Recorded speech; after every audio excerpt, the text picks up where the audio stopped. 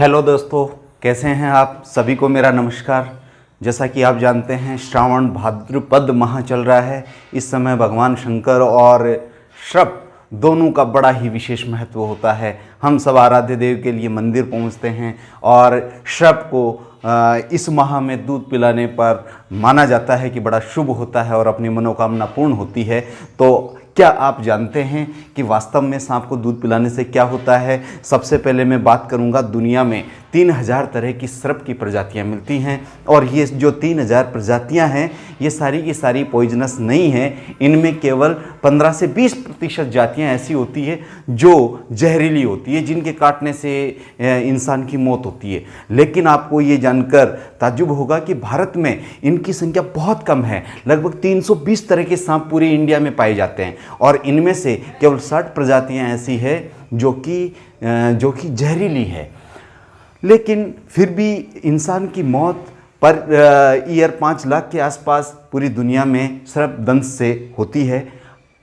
आपको ये समझना ज़रूरी है यहाँ पर कि जो दुनिया में सबसे ज़्यादा सर्प की प्रजातियां हैं वो जिस कंट्री में मिलती है उसका नाम मैक्सिको है, जहां लगभग 900 प्रकार के सर्प की प्रजातियां मिलती है। दूसरे नंबर पर ब्राज़ील, जो कि जैव विविधता से भरपूर है, दक्षिण अमेरिकी महाद्वीप का द्वीप, वहां 886 प्रजातियां मिलती हैं। लेकिन अगर बात करें कि दुनिया की सबसे जहरीली जाति कौन सी है, तो वो है इनलैंड ताइपान। और इनलैंड ताइपान के दंश से, एक छोटे से डंक से एक बार में 100 व्यक्तियों और साथ साथ 2.5 लाख चूहों को मौत हो सकती है।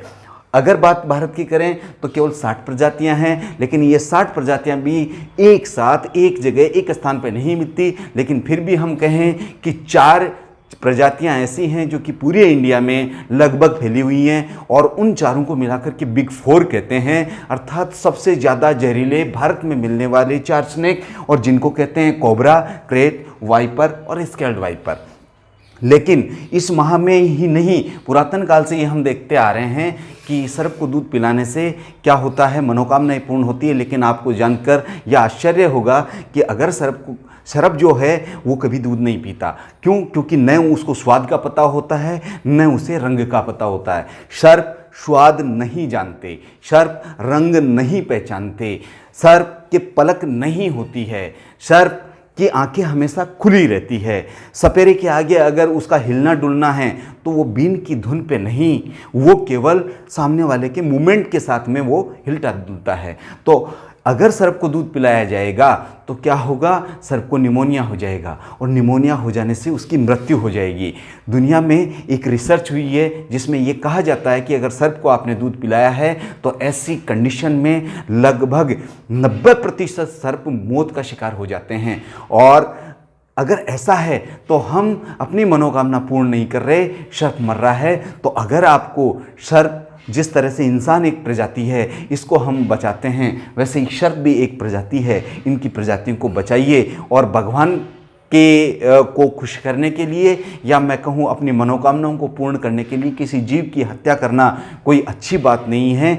सर्प अगर दूध पिएगा तो वो मर जाएगा, और सर्प दूध पीता ही नहीं है। वो तो पानी की तलाश में जब निकलता है और उसको पानी नसीब नहीं होता और उसका गला सूख रहा होता है, तो ऐसी स्थिति में वो दूध का पान करता है और दूध का पान करते ही उसको निमोनिया हो जाता है। निमोनिया होते ही उसके शरीर में जो इंटरनल सिस्टम है वो बिगड़ने लगता है और सर्प मौत का शिकार हो जाता है। तो मैं समझता हूँ कि जो सर्प है उसको श्रावण से, भाद्रपद से, गोगा जी से जोड़ के आप देख सकते हैं, लेकिन दूध पिला करके उसके मौत के भागीदार ना बने, नहीं तो ये भी एक तरह का भगवान का जो आशीर्वाद मिलना चाहिए वहाँ हम श्राप के शिकार हो जाते हैं। इसलिए आपको चाहिए कि सर्प को बचाएं और इसे दूध ना पिलाएं। Thank you.